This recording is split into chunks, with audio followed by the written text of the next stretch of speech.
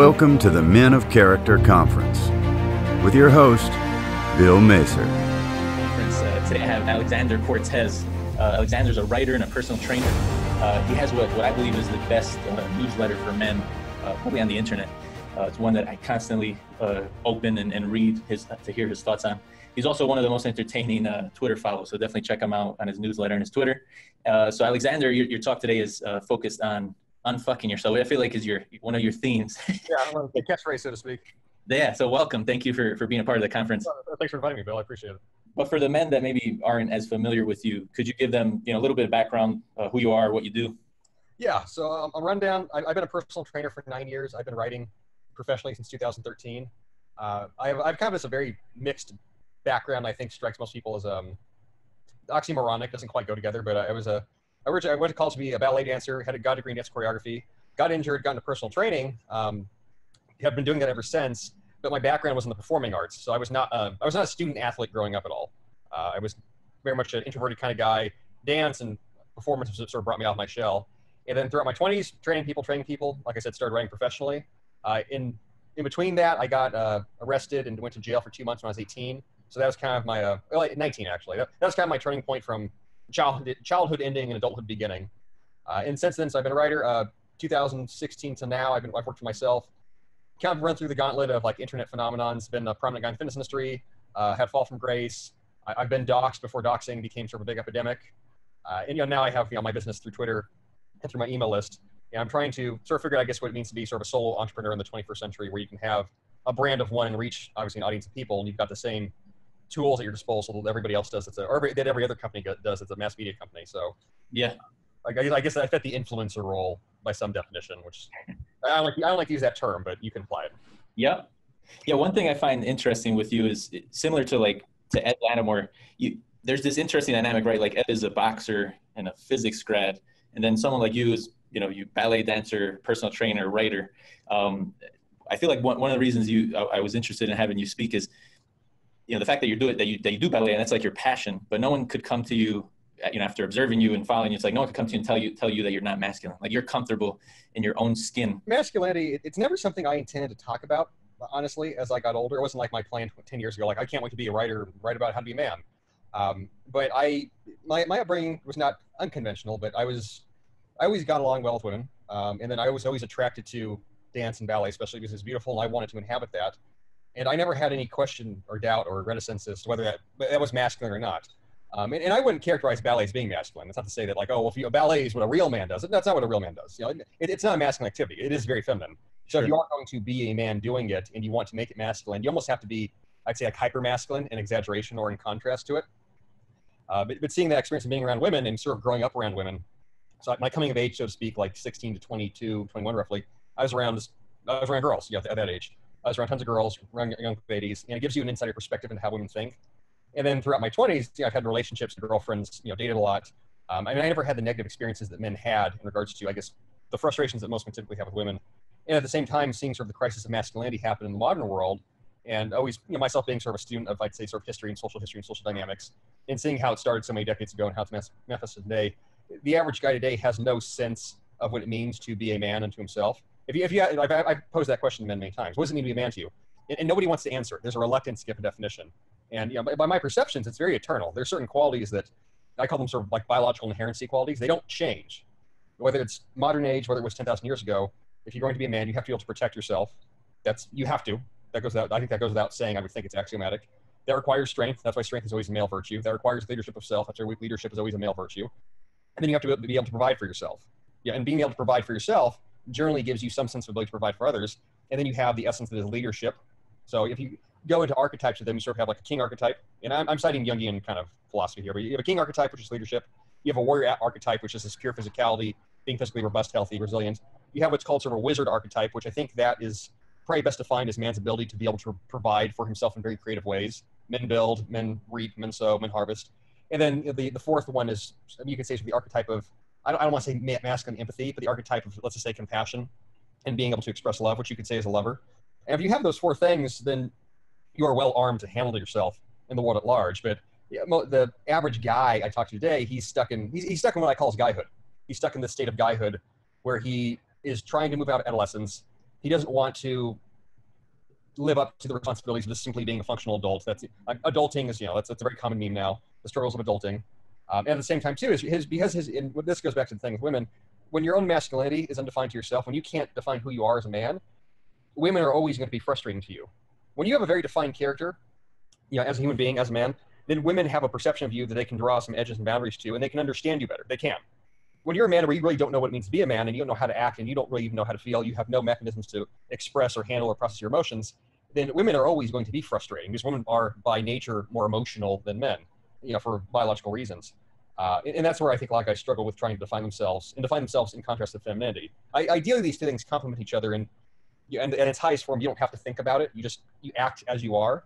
But for a lot of guys, what I see today in sort of the general, the manosphere, as it's called, there's a lot of posturing, there's a lot of persona, and there's a lot of, I call the hard and fast definitions, where people want to define things within very tight boundaries, which is useful in one sense, since at least it gives you something to follow. But it's very limiting in another sense, because the world is, I would say typically, the world is much larger than your perceptions, especially when you're moving from a place of unawareness to a place of sort of when you're going from unconscious incompetency to conscious incompetency. There's that tendency at that stage to want to grab onto anything that gives you a yes and a no answer. And you box yourself in again, so you end up stunting your own growth.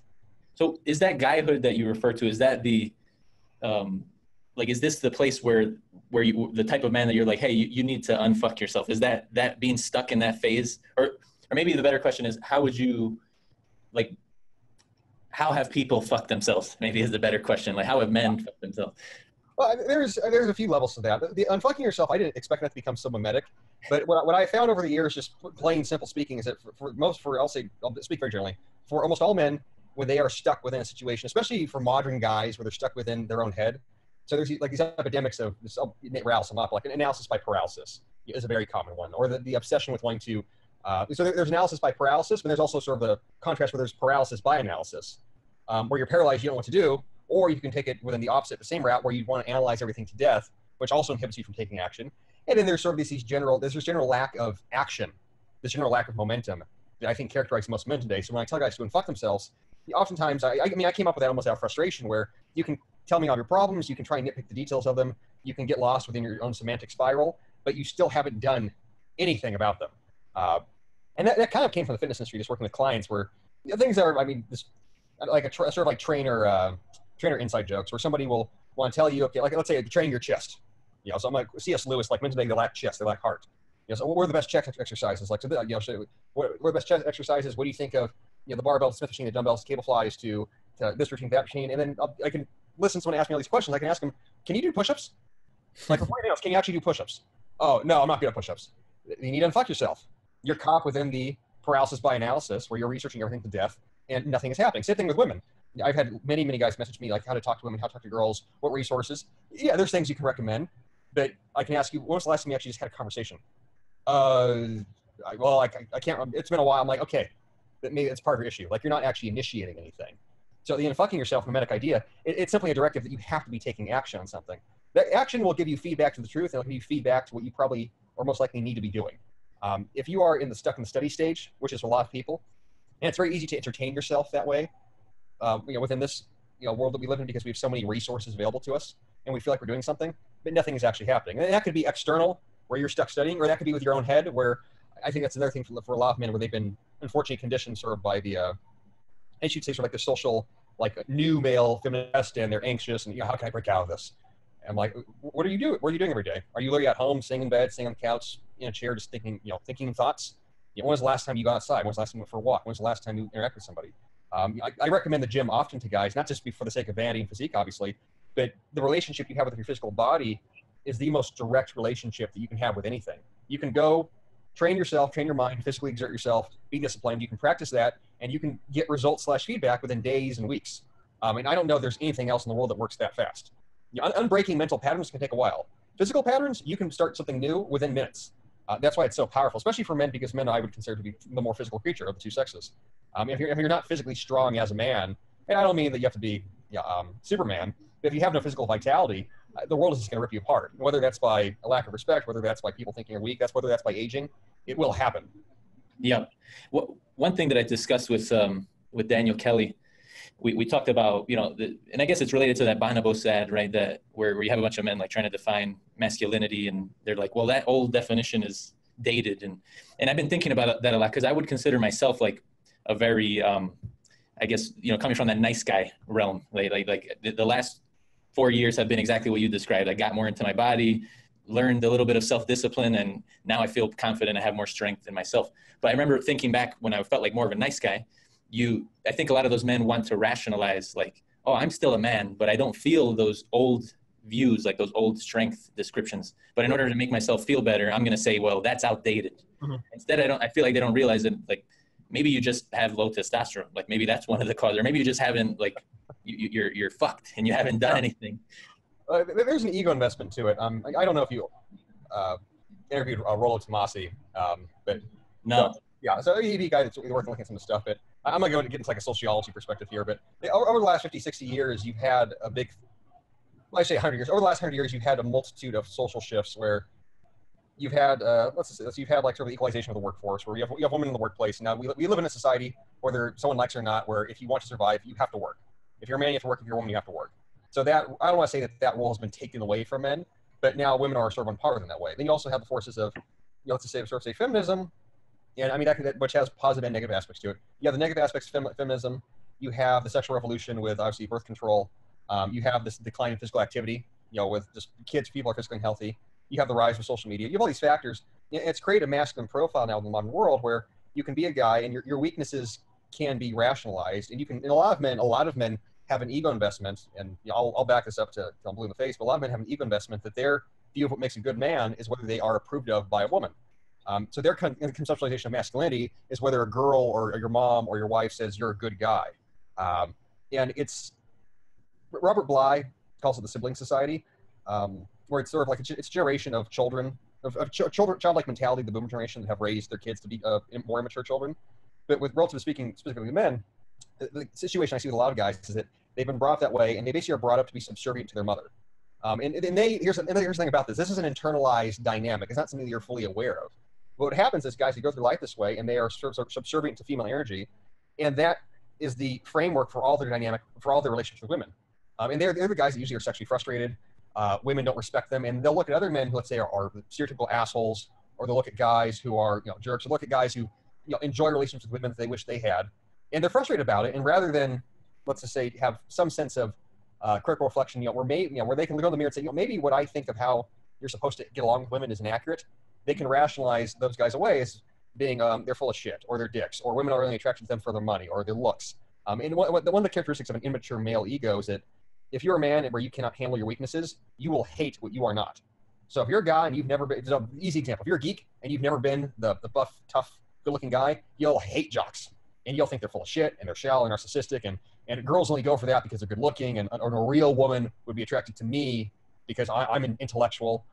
That's a very common one. And same thing, in contrast, if you're, let's say, like a dumb guy, let's say like you're a guy where you're not gifted in school, you're not academically inclined, you don't have those intellectual powers that way. It's very easy to be derisive of intelligence, to be derisive of education, to be derisive of guys who are more, successful than you, wealth-wise, because you are not that. And again, rather than address that shortcoming yourself, you can just rationalize it away, saying, well, they're not a real man, I'm more of a real man. And the same thing for guys even that are, I see sometimes even for the guys that are very sexually successful with women. And I see this more in the manosphere, maybe not so much in the real world, but the manosphere. There are those guys who are playboys, they've been with hundreds of women. And you could say, like, on a certain level, like, wow, that's a real man. Is it fully? I wouldn't say it's a complete man. Like, certainly a lot of them are happy with doing that. But then they take on their own perspective where, if you're really man, you'd be fucking 1,000 women. If you're not doing that, what the fuck do you know about what it means to be a man? I can get women, like, whenever I want, drop of a hat, and you can't. So I am more than you are. At the same time, though, is that the guy that's going to be, let's say, a father figure? So you got to be somewhere where you'd look to for giving you virtuous advice. Probably not. I've seen the same thing. Just give another example. Men are really wealthy, but they know that men who are really wealthy, and they know that their money has given them status, and they're extremely insecure about it. So when they see a guy, let's say, is not wealthy, who's simply confident by way of being confident, naturally confident, that's threatening to them. They can say, well, look, that guy, he's more confident than me, and he's more at peace with himself. And again, women are always a thing for men. Like, women are more attracted to him, but I'm richer, and I have more impact on the world. I'm more powerful than he is. So again, it's a hallmark of the male ego. You will always hate what you lack. And my proposition to most guys is, like you said, unfuck yourself and address those areas. You can spend your whole life hating something, you can spend your whole life with insecurity. mansplaining is a thing. A lot of guys always really want to explain where their shortcomings. I'm always amazed by that. Even with older men. I've had lots of clients in their 40s, 50s, 60s, and 30s as well, 20s. But it can take a lot for a man to admit that, you know what, I don't know how to do this, and I need to work on it. And I mean, that can be a 10, 20-year decision in the making. Yeah. So you mentioned the physical aspect of it, and that's where you've had a lot of your experience in helping men personally through your personal training. So is that like if somebody's like, well, how do I unfuck myself? Is that like the first part of it is like the physical aspect, or what would be the first steps? Yeah, I believe so. There's different approaches, and I'm always willing to argue against myself. But like I said at the beginning, or a few minutes ago, I've studied a lot of psychology. I've studied a lot of psychotherapy. I've had a lot of experience with clients that are in therapy. I've trained therapists. The mind is an endlessly chaotic sort of Rube Goldberg machine. It's always creating its own problems, and that never stops. And treating something solely through psychology, psychological, yes, you can definitely make progress. And I'm not going to discount therapy can be very, very helpful, but it can be very difficult to self-assess as if to anything is actually improving in your daily life.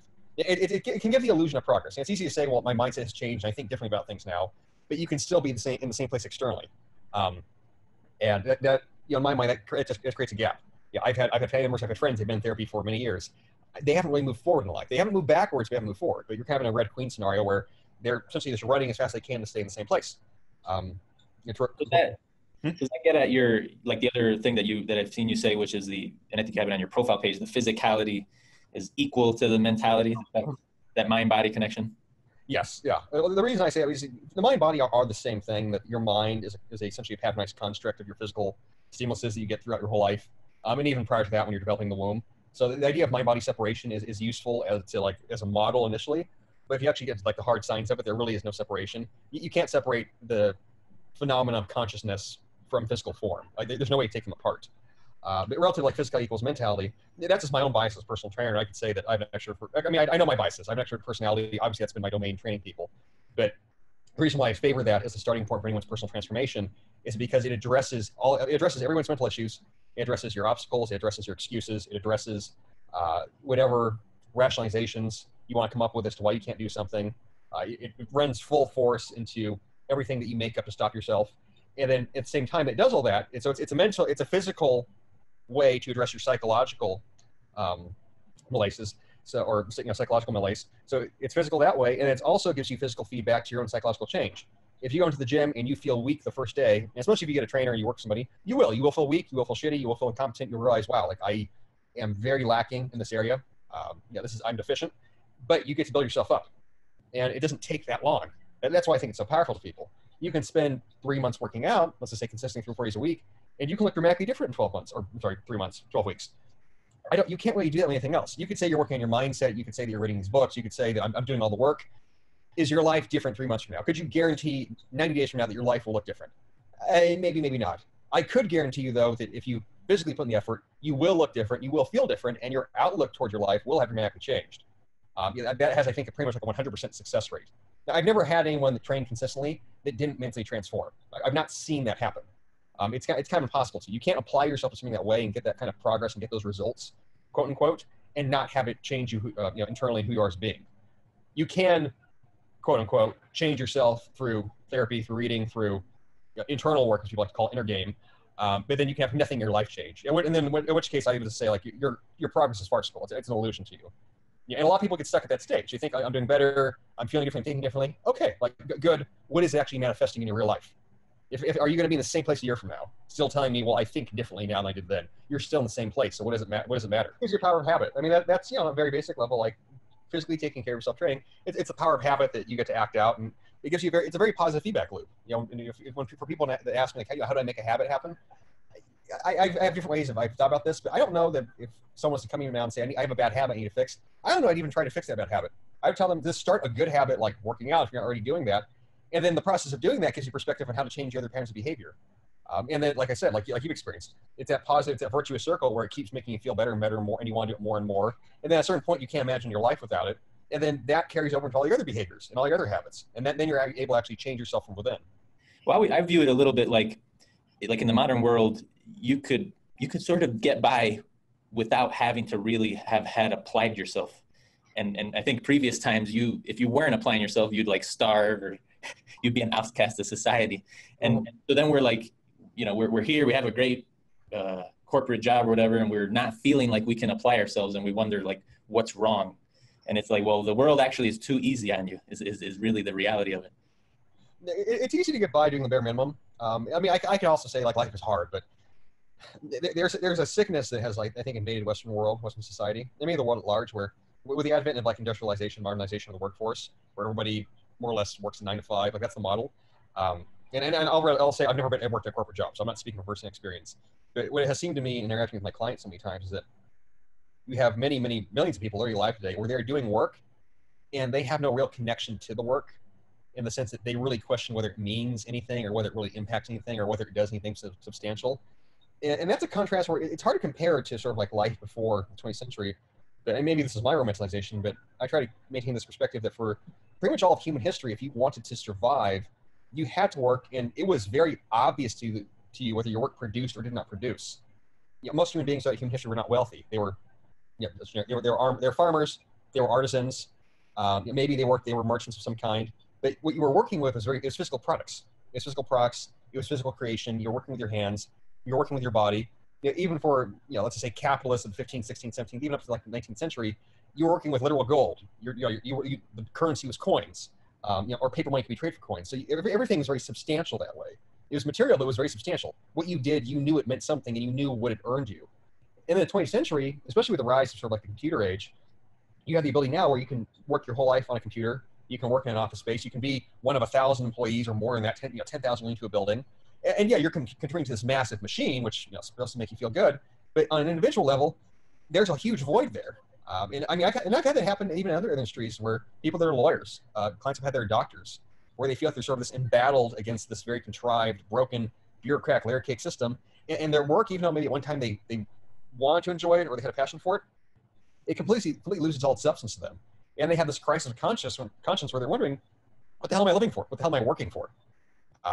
And then at the same time, within like this whole bureaucratic mess for so many industries, you can have people that get by doing just the minimum of what they need to do, and it survives, and it kind of earns you a paycheck, or it earns you some amount of money where, okay, I can feed myself and have a place to live, and you don't need to do anything else. And then your comparison for success are people that really just have more possessions than you. So and that's keeping up the Jones race.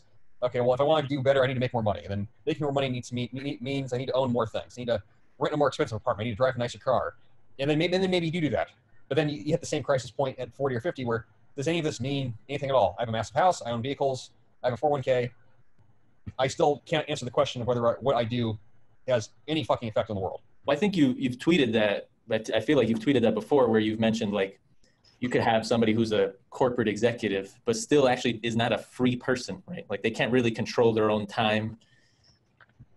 So would you view like what you're doing yourself, or like, I guess the internet has allowed people like yourself and others that to actually be able to take control of it. Like, I guess I don't know if you've read Ryan Mickler's book, but he's another speaker in the conference, and he calls it just being a sovereign man, like being someone who's independent and is not answering to anyone, basically.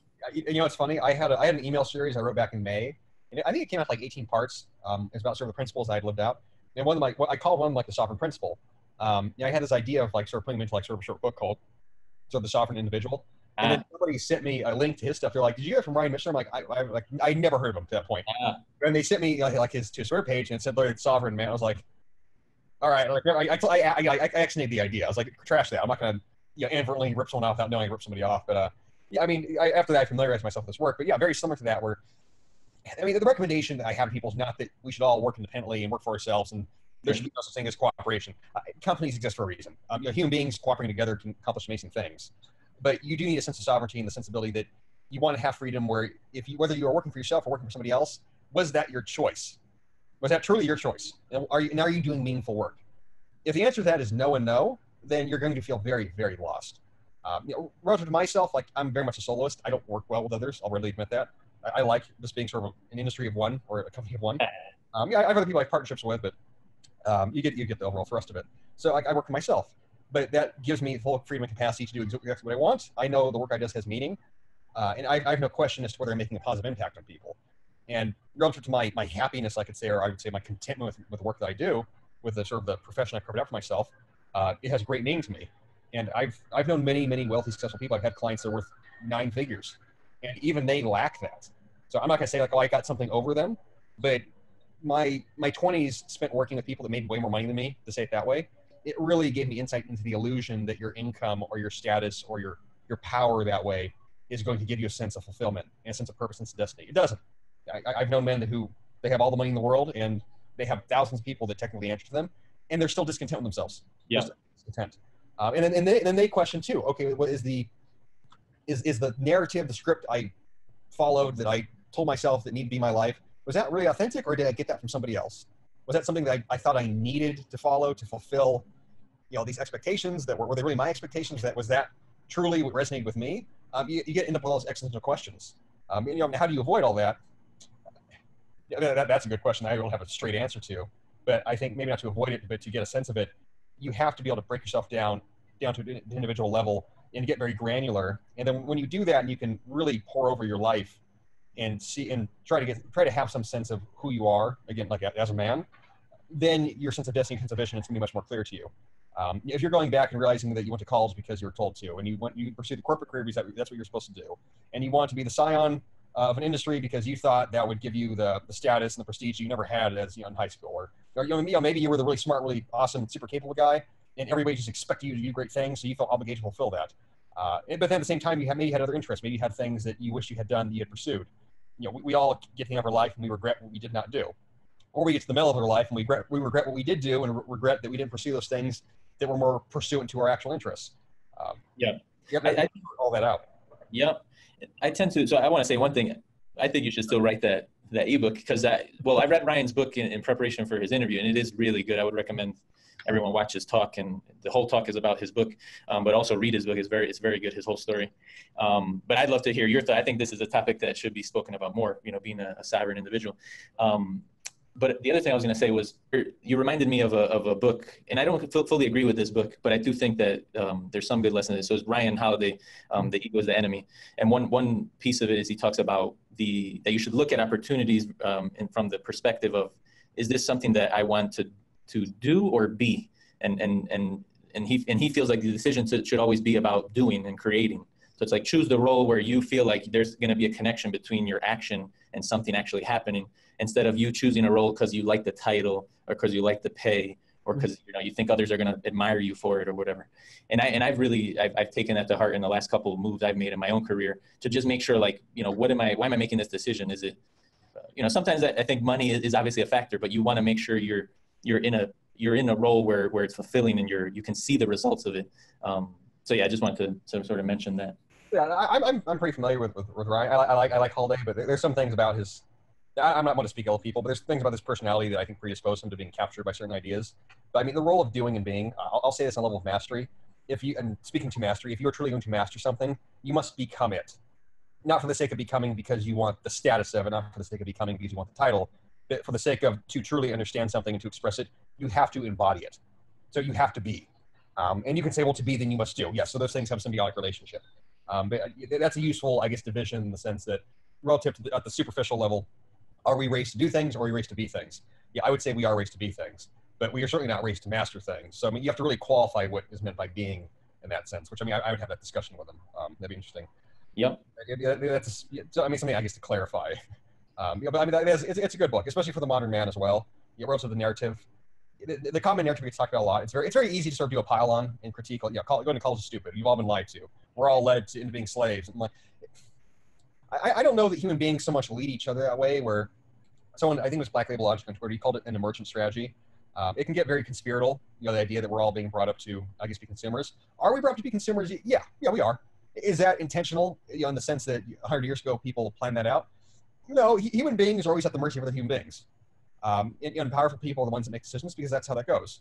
When you have the wizardry ability to create productivity and value out of reality and to make companies, to make an industry, to advertise, to invent, to innovate, to craft, you're going to shape the forces of history that way. And you're still going to be following the same laws of human nature that everybody else does. Yeah. But, following the script, following the narrative, is that a bad thing? It's a bad thing now. Was that a bad thing 30 years ago? If I had recommended somebody, you should go to college, get an education, you'll definitely make more money. No, that would have been a completely reasonable piece of advice. What happened is that we sort of had a Pax Americana period where I could say probably from arguably 1950 up until, really honestly, until 2000, probably the dot-com crisis. You could have told someone during that time period growing up, go to college, work, corporate, and I mean, maybe they would have lost at the end, but there were people who retired out of that, and you know what? They had a retirement fund, and they made their bones, and it actually worked quite well for 1 or 2 generations. And then it ran out. And now we're in this crisis of narrative, crisis of consciousness, and crisis of spirituality, and crisis of meaning. Oh man, it's all screwed up. Well, it's easy to critique a narrative, but what are you going to replace it with? And as of right now, it's this weird, it's sort of a quandary for a lot of people, since they realize, okay, the way I've been brought up to be something, I've been told to do these things, just for the sake of doing them because I'm supposed to. Okay, that doesn't work. So what does that mean? And then they sort of look around for another narrative to replace it. As of right now, you're going to have to come up with a narrative yourself. Whereas the masses told you to do this, you have individuals like myself telling you to do something else. Am I more a writer? I wouldn't frame it that way necessarily. But do I have a sense of freedom and a sense of livelihood that that the average person probably lacks? Oh, absolutely. And I'm not one to typically use myself as a personal example, but I can say myself and other men, yeah, we are examples that there are other ways to live your life. And what's it going to take, though? It's going to take the individual doing the work. There's no script. There's no set paths. Yeah. So let's talk a little bit about another topic, but I think it's related. And because you've written a lot about it as well, like why is it important for men to, I think a part of unfucking themselves is to optimize their hormones, or to at least be aware of where they're at with that? Yeah. So the hormonal fuckery that has happened in society, this is factual. My buddy Tanid, he gets into the nitty-gritty details of this. But over the last 80 years or so with industrial farming, with the rise of this chemicals, in quotes, in so many food products, petrochemicals, plastics, there has been a legitimate biological emasculating effect on male physiological health. Testosterone levels have gone down over the last 40 years. They have. That's not opinion. They have. The average testosterone level today of a 20-year-old man, 25-year-old is something of that of like a 70-year-old back in 1950. So a 70-year-old man back in something like 1950, 1940, his testosterone levels measured on a 1,000-point scale were about at 700. 700 a day would be high testosterone levels for a 25-year-old. The average 25-year-old day has testosterone levels of like 200, 300. So like the average guy walking around today is literally hypogonadal. He has low testosterone. He's anxious. He's peevish. He's probably depressed. He's very passive aggressive. He's probably hateful. He doesn't like other guys. And is that because of his personality and his brain chemicals? No, that's because you have a hormonal deficiency. The number of men I've gotten emails from where they went and had their testosterone checked, and they were shocked to find out that it was low. It was in, let's say, like it was sub 500. And I'll take a position on this. If you're a guy, your testosterone level should be at minimum 500 out of like 1,000. And there's different scales. Some scales go up to like 1,200, some stop at 900. I use a 1,000-point scale because it's easy. 500 level total testosterone minimum. Ideally, you want to be higher than that. You want to be 600, 700. And are there cases where you could be lower and it's okay? Yeah, there are. But if you're going to get your testosterone checked and your testosterone levels are 400, and you'll be told that's normal by the doctor. Well, it's not super low. It's like below normal.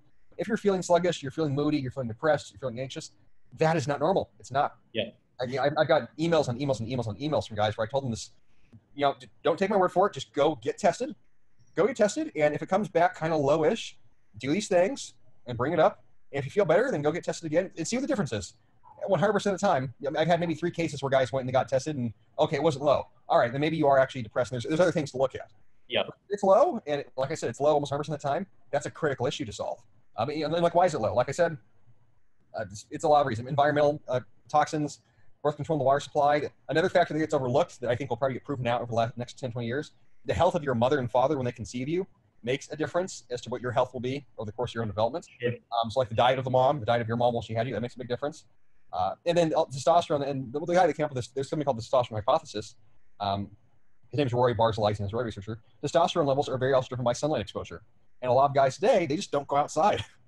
So you combine a shitty diet, you combine a crappy environment, a toxic environment, you combine just a lack of sunlight, that all affects your test levels. There was research many years ago where, and I think it was actually pretty qualified research in regards to the parameters, where what they did, what the researchers did, they had guys where they exposed their testicles to basically like intense infrared, I think it was not infrared, intense like UV radiation. So they basically literally like suntanned them, like suntanned the genitals. Their testosterone skyrocketed. And there's very positive. Is that right? Yeah, and there's and not just testosterone, but there's very, very robust research correlating sunlight exposure with vitamin D levels, sunlight exposure with normal serotonin levels, sunlight exposure with normal dopamine levels and regulation. So the role of light and health, it could be something in a rabbit hole, but just on sort of on the recommendation level, if you need to be going outside, and you need to be exposing yourself in a natural light environment. Almost everybody today that's alive today, they work in an office, they're under artificial light. They're on their phones. They go to bed with their phones, staring at the screen, blue light exposure. Sleep is fucked up. Diet's fucked up. Your whole metabolic cycle is dysregulated. And relative to your hormone levels, your hormones are screwed. With testosterone, high cortisol. Like appetite is affected with leptin and ghrelin. So I mean, all these things are connected. But getting your testosterone in order, like the most basic things, and I'm kind of hopping around through all these areas. What do? Start lifting weights. Clean up your diet. Like cut out the processed foods. Minimize sugar. So lift weights, clean diet, and try to get some sunlight.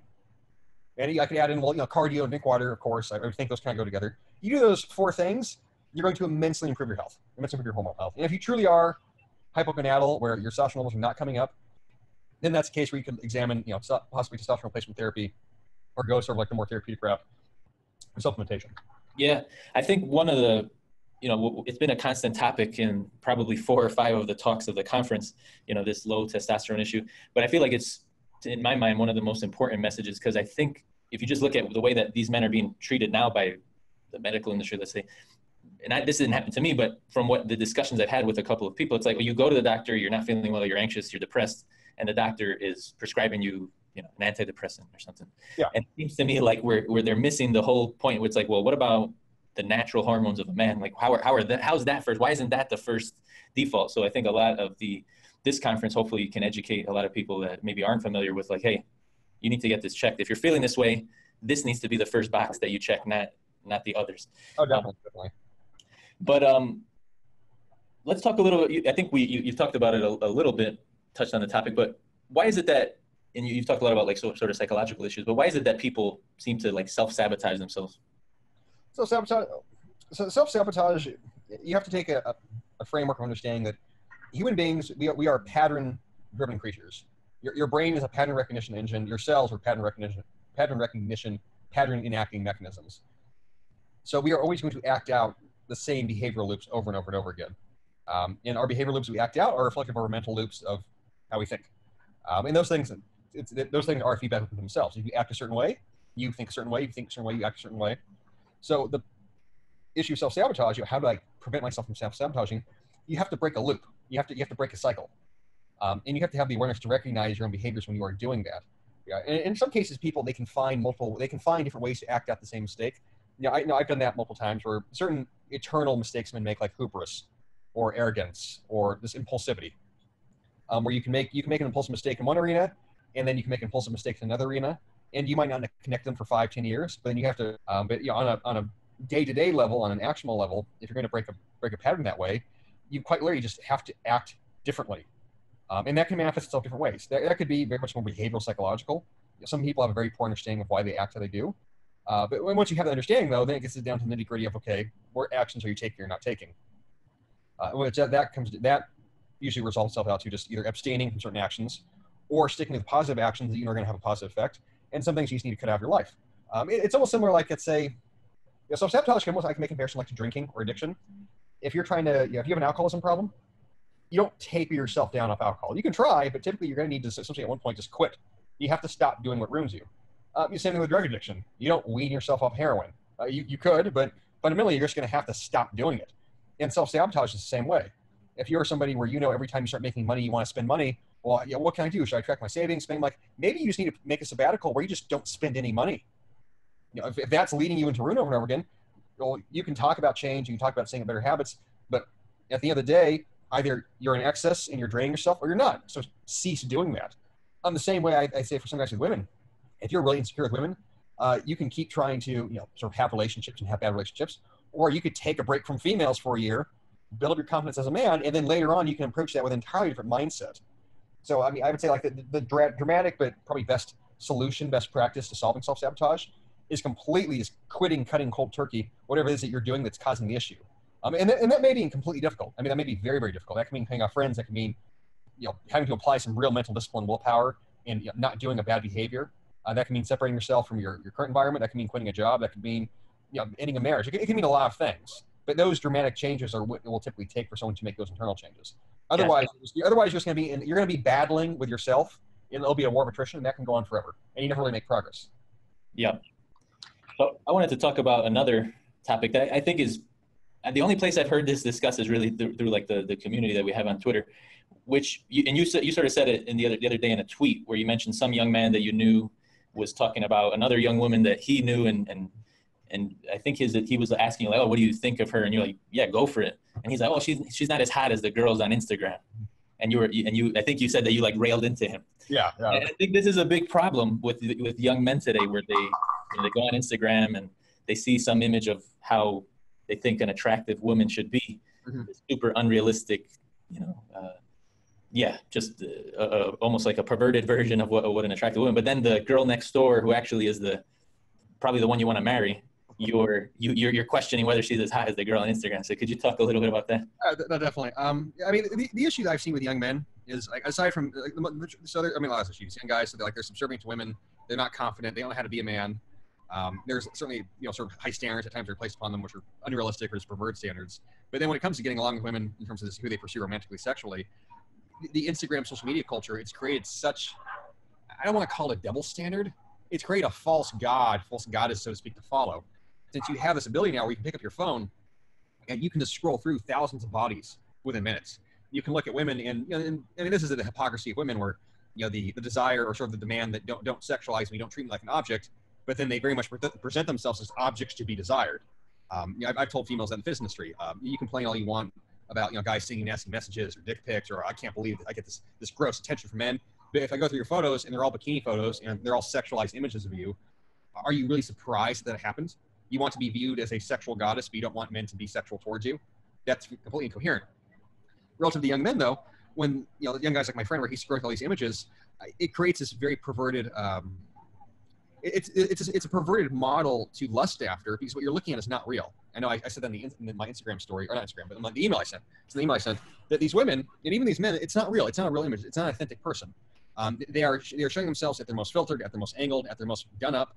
And at the same time, too, their bodies oftentimes, I feel bad for young women about this, but their bodies are very unnatural. You're looking at women where they've had, probably they've had nose jobs and cheek jobs and fillers and lip plumpers and breast implants and ass implants, and maybe they've had liposuction on their waist. Maybe they Photoshop their photos, or maybe they know how to perfectly pose their photos to make their waist to hip to bust ratio look as dramatic as possible. And then you're looking at that, and that is becoming your standard of beauty. Is, oh, well, this is what a hot girl looks like. Nobody looks like that. It's the same way that some guys get into their head where maybe they look at fitness models, like male fitness models, and this guy's so ripped, he's got an 8-pack, and he's huge, he's massive and jacked, and I just want to be big like him. No fitness model looks that way year round. Nobody looks like that year round. Even Mr. Olympia, and the Olympia compares at this point are probably pretty gross to the average person, but no pro bodybuilder is ripped year round.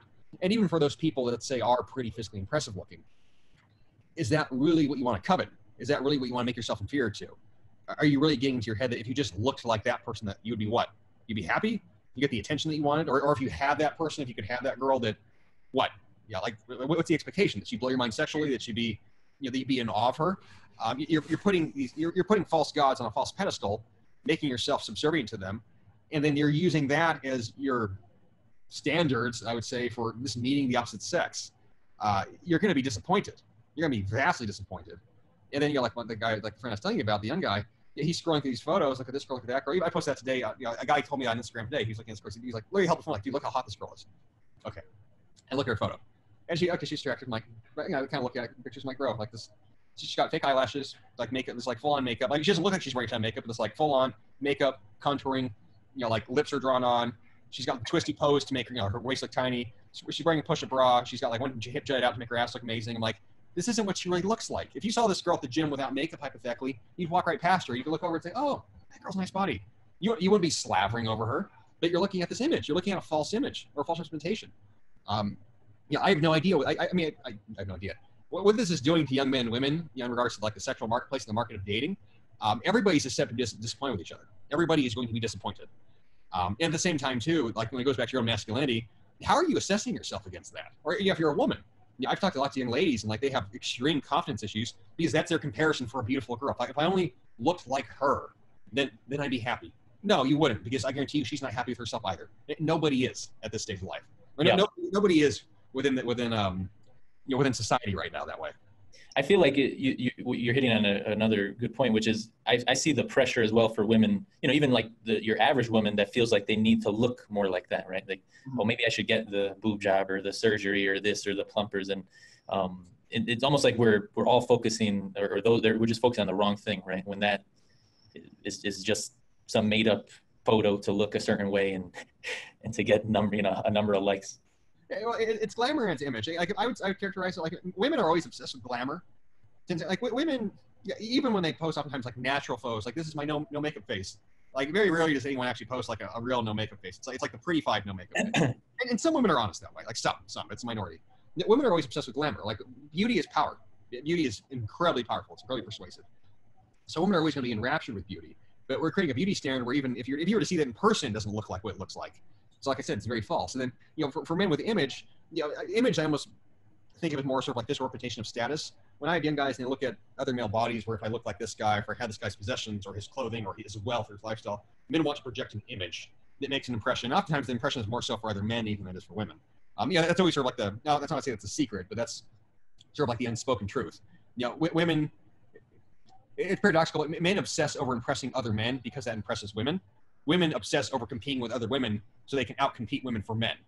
So you have to, there's clarification. I've seen arguments where like women will say, well, women aren't doing that for you. They're doing that because they compete with each other. I'm like, no, women are doing that for men, but they compete with each other first. The same way where men want to be able to project upon other men, I've outcompeted you, whether it's I'm bigger than you or richer than you or better dressed than you or more confident, at least by appearance than you. And then women are more attracted to me than you. So on a very fundamental level, we are always doing it for the opposite sex that way. But it's a multi-stage relationship. Gotcha. So I know I'm hopping around on topics here, but there's, you have all your newsletters, so there's so many good topics to touch on, but I wanted to touch on this one, because I feel like it's related to the conference, the concept of why men should strive to be heroes. Like you've written, I think you've tweeted about this and you had in your newsletter. Why is that? It's a heroic ideal to follow. The average man today, he lacks a sense of virtue. He lacks a sense of ideal. And I'm not going to say that for most of human history, men aspire to be heroes. Most men didn't. But what men have had for a majority of history up into the 20th century when secularism really took hold was that there was a sense of eternal value where being a man meant something and it meant something everlasting. And heroism is a very everlasting set of qualities. What does it mean to be a hero? A hero is essentially an idolized hyper form of masculinity, a hyper form of man. A hero is strong. A hero is brave. A hero leads himself. A hero sets out to do something positive in the world. A hero has a sense of vision and destiny. A hero encounters obstacles and finds a way through these obstacles. So it's my way of providing guys with not a religious sort of guidebook to follow, but I could say almost sort of a quasi-religious set of parameters where they can take that and they can be from any creed, they can be from any culture, they can be from any religion, whether they're Christian or whether they're Muslim or something else, and they can take that and they can use that as a model. So the issue for a lot of men, but the vast majority of men, is that men need archetypes to follow and men need models to follow. Men are always going to look for role models. I think almost everybody does. It's very uncommon you meet a man if you ask him, like, well, where are your role models? And some guys legitimately don't really have any. I mean, that's very admirable. It's a nice aspiration to think. Imagine if you just led yourself and you want to be only yourself. That's cool. That's great. That's not most people. So I can't give that to people advice. Figure out for yourself. Make yourself up to what you want to be. You need to give guys a model and an alternative to either what they've grown up with and represented, or just the lack of thereof. And the heroic model, it's a very universally applicable model. And like I said, it gives you a very clear set of values. Are you leading yourself? Yes or no? Are you strong? Yes or no? Mentally and physically? Yes or no? It takes everything that I think makes up a more or less a complete man. And it is reductionist, but at least it reduces it down in an effective way where now you have a formula. Yeah. When I was, sort of brainstorming the whole conference, I came across, and then I was looking for a name. I think I reached out to people and I didn't even have the men of character name. And I came across a book from the 1800s that pretty much was like a grand man is a hero and a hero is a person of high character. Mm-hmm. And I was like, that's I just thought this is perfect. But I find in my own personal life, like this idea of just looking at, it makes the mundane, I guess the best way I could put it is makes the mundane things of life like interesting, because you just look at it from, makes it richer. Like it's not just some boring task or something you have to do. You approach it like with sort of a romantic point of view, like you're being heroic and doing it. And then I think like for men that are fathers and have wives and children, they also like, you're a leader, but you should be a leader within your family. They see that example. They're gonna, it's just natural. Human nature doesn't have to be the father. People usually will see someone behaving in some way, it's going to influence them. Mm-hmm. So I think for men, for multiple reasons, especially if you're a father, that idea is a great one to hold, to be a hero. Let's talk. So you mentioned this at the beginning of the talk, and I didn't have this on the list of questions, but I'd be sort of interested to hear, because I don't think I've read too much. Oh, you mentioned you spent 2 months in jail. Yeah. So when was that, and like, was this like a turning point in your life, or? Yeah, so 2 months in jail. So basically, what it was is when I was like teenager, late teenager, I was named like a klepto, which basically meant like I was always stealing shit. And I'm like, why did I do this? Part of it was to be a rebel. Part of it was because I like the idea of like getting away with a crime. Like I would not characterize myself as like, oh, I'm a good person. I'm not. The way I've always characterized myself, well, not always, but the way I've come to characterize, I'm a man that is trying to be good. I've never had any kind of false pretense that I'm inclined to be virtuous. I have set out to be because I think that's the most effective way to live a life that you can be proud of, and that puts you within good relationships with the world at large. And I can say on the level of perhaps spiritual, religious, that you don't want to be a sinner, and you will pay for your sins. You'll absolutely pay for your sins, whether in this life or something else. So, but at that stage of life, I didn't care about that. So I like stealing. And then what happened was I was working at a job where I was a security guard, and I was also stealing from the store. So I got caught, and I basically gave myself up, got arrested, got charged, got sentenced, and actually got charged with embezzlement. But because what they recovered, it's like I gave up like all the merchandise I had. I had this sense of, I guess I'd say destiny, where like I knew on a certain level that it was not. I knew on a certain level that it was not right. And nobody that commits a crime, I'll tell you right now, I'm having been in that kind of environment. Nobody that commits a crime ever has any illusion that what they are doing is good, in the sense of moral character. They don't. Nobody thinks that. Oh, I'm being a good person, but they don't care. There's utter apathy. But I had a sense when I got caught, so to speak, that you know what, this is not good. I know it's not good. This has to end at some point. So I basically sort of gave like a full confession and turned myself in that way. And then I got sentenced for it, and I was sentenced to 3 months in county jail, and I got out a month early for good behavior. So it was 2 months, and I was 19 at the time. I mean, it was probably, I could say in retrospect, the best thing I ever did for myself. It certainly destroyed my relationships with my family and people at the time. I mean, of course it did. I mean, how could it not? I mean, it throws everybody in questions. Everyone will always question your character from that point on. And rightly so. Like I said, I'm never going to pretend to be a good person. I'm not. I know how to be good, but I am not good in that way. The line of heaven and hell runs down every human soul. So I would say some people swing more towards one than the other. I'd rather have my back to a dark wall than be staring into a bright light and thinking that I'm somebody that is an example that way. So saints and sinners are probably more honest in a certain sense. But yeah, that was 2 months, and I was around all different kinds of guys. Some of them were career criminals. Some of them were sort of maybe not career criminals, but just career bad guys. Some men were in there for stupid decisions. Some men were in there because they were just low IQ. And it's not a nice thing to say, but it's not a politically correct thing to say, but it's very true. A lot of prisoners, a lot of people that are chronic inmates, they're low IQ. There's a lack of intelligence. There is. IQ and crime definitely go together. There's a very strong correlation I think you can't deny. And there's also upbringing. There's also a margin of society. There's also a dark world that the average person never ever sees. They go through life, and maybe you grew up in a middle-class neighborhood, or maybe lower middle income, and you don't think that maybe you think there's bad people in the world, or some people do bad things. There are bad people in the world. Evil absolutely exists. I met some people that were very extreme in their personality, and I could say that they were by definition evil people. But the thing about human beings is that evil is not a look. Being a bad person is not something you can identify. As people, we like to make our monsters visible and apparent to us, so we make them look like monsters. Real monsters in real life, they don't look like anything. They look like you and me. They look like me. They look like everybody else. But so that was those 2 months, and it was a turning point, like I said, from childhood, adolescence, and then adulthood, with realizing that every action has a consequence. Maybe that's not always true 100% of the time, but it's objectively true. Everything you do has a cost to it, and you will pay a price. And that's where I sort of got my mentality, where I've said before, everything in life is your fault. And people tend to not like that because it sounds negative, because your fault implies you did something wrong. Your fault also implies, yes, it's true. It's true. Like, I'm playing around semantics. And so, you're responsible for everything. You'd say it that way. But everything is your fault. What goes wrong for you is your fault. What goes right for you, that's also your fault in a good way. What I did was my fault, and the cost I paid for it was my responsibility, my ownership. And that is something, in the course of my life, that I've taken that lesson, and I've tried to live it out as best I could and as harsh as I could. I will never blame anyone for my mistakes. And if I could impart a lesson to every man alive today, your life is what it is because of who you are, because of how you acted, and it is no one else's burden other than yourself to change that. Just as it's no one else's honor to claim that. So that can't be taken away from you. And if you can live and abide by that and learn, hopefully the next stage will be learning from your mistakes or learning from your faults, learning from what you've done, then you can hopefully have a life you can be proud of. If you cannot understand that, or you refuse to understand that, then you are always going to be at the mercy of exterior forces. And most of all, you're always going to be at the mercy of your own self and your own stupidity and your own denial. I always think that if you don't do that, if you don't look at your life as a result of what you've done, it's always much easier, right, to just blame some outside influence. Like you can always, like, so me personally, I'm half Hispanic. I'm half Colombian. I don't look Colombian, but I've had this thought recently, which is if I looked like my mother, who's Colombian, and somebody with a political agenda came to me and was like, oh, you're not in the place you're at because you look Hispanic and there's been racism against you. I thought, like, what if I actually believe that? So I don't look Hispanic and I'm white, so I know that I look white, so I know that no one is being racist against me. But it really bothers me that a lot of people sell this message of like, not that there isn't racism out there, obviously there is, but I think we're in much better shape than we were 50, 60 years ago. But if a young person today who's Hispanic or black takes that as like their own thought process of like, oh, everything that happens to me is because of some outside force, someone was racist or somebody judged me in that way, like you're really screwing that person. And I really had, it sort of pisses me off because I'm like, I could have, it was a flip of the coin. I could have looked like my mother, and that potentially ruined my life because I could have been convinced that I'm in a position because of the way I look or because of some other factor. So yeah, I just wanted to sort of bring that up.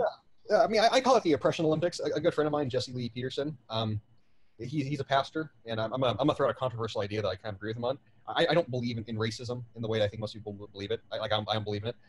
Not in the sense that people are not prejudiced against somebody, but the conceptualization that you can put people into a hierarchy of inferiority and superiority, and then especially when you can divvy that up to like race, skin color, and then you can assign a life of oppression to them. You can assign them a social script that keeps them down. Like, does that happen in a certain sense? Yes, it does. But Jesse has a term he likes to use. He calls it sort of children of a lie. And and what he means by that, maybe this is what I mean by that, is that every human being on Earth, every person that's born, you are a child of fate, and wherever you're born, that's your destiny, so to speak. You can't change that. Whatever paradigm you view the world in, that will become your destiny. If that is one in which you want to, I don't want to say believe, but you want to believe in the belief, you want to endorse and abide by the idea that I'm oppressed and people are against me, and henceforth everything I do shall be limited, and every action I take shall be an opportunity to pull me backwards, and no matter what I do, I cannot be the system. You have bought into I want to say the oppression myth, but you have bought into the racism narrative.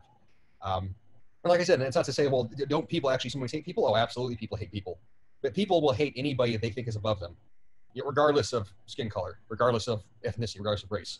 There's lots of ways to demonize people. You can demonize money. You can demonize wealth. You can demonize height if you want to. You can demonize intelligence. You can demonize beauty. You can take anything and you can make it into something terrible and evil, and then say that this is the reason why I am not where I would like to be, or this is the reason why my circumstances are such as they are. And people do it to each other, and people have been doing it to each other throughout history. At a certain point, you have to transcend that. People have persevered. Human beings persevered over every kind of limitation and obstacle. And that's not me saying, well, you just pull yourself up by your own bootstraps, but on a certain level, on the level of the individual, level of your own personal power, what is going to give you more of an advantage? Following what I want you to believe about yourself, or following what you believe is your own intrinsic self-worth and sense of destiny? Maybe it's irrational to go that way. I come from a very diverse background, have known a very diverse range of people. I've seen people persevere through many, many things, racism among them. What's the difference maker for them? They stopped caring about it. So long as they decided to give it power, so it was that it had power over their life. It's been a weird thing for me over the course of my lifetime to sort of grow up in the 1990s and being told things, like sort of Martin Luther King, like let's not judge people on the basis of their skin color. Let's judge people on the content of their character. And I've seen that devolve over the last 10, 15 years, where now it is judge everything on every superficial quality about them all the time and make them guilty for it. And also make it into such a situation that they have to make them feel guilty for it, make yourself a victim of them, and then put it upon them to somehow fix how you feel. So it's this very toxic climate of empathy, or for the false empathy that's taken hold of society. And it's like I call it the oppression Olympics. That leads nowhere positive. That's sort of like people call it communist or Marxist, but that is the idea that how are you going to make everybody equal? How are you going to make everybody the same? The only way to do that is to one of the most obvious ways is you have to kill off the people who are making things most unequal. So you can do it that way. The Harrison Bergeron story by Kurt Vonnegut. You do it that way. Or on the social level, you just engineer guilt and you engineer victimization to every human being. And then you end up in a situation where everybody's a victim of each other and nobody gets to get ahead.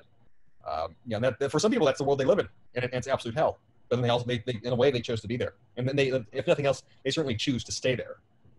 Well, I always feel like, even if, let's say that you were, I don't know, a young Hispanic man, you're trying to get a job and you didn't get a job, you can, unless that person told you directly that it was because they're racist, you will never know the reason. So in my opinion, it's always better to assume, or not to assume, to always say, well, what could I do the next opportunity? Instead of because it's just so easy to try to give it some outside explanation instead of the much smarter way is to actually look at what you could do better. Because at the end of the day, that's all you can do, period. So I do want to touch on one thing that you said earlier, and then we can wrap up. I appreciate you taking the time.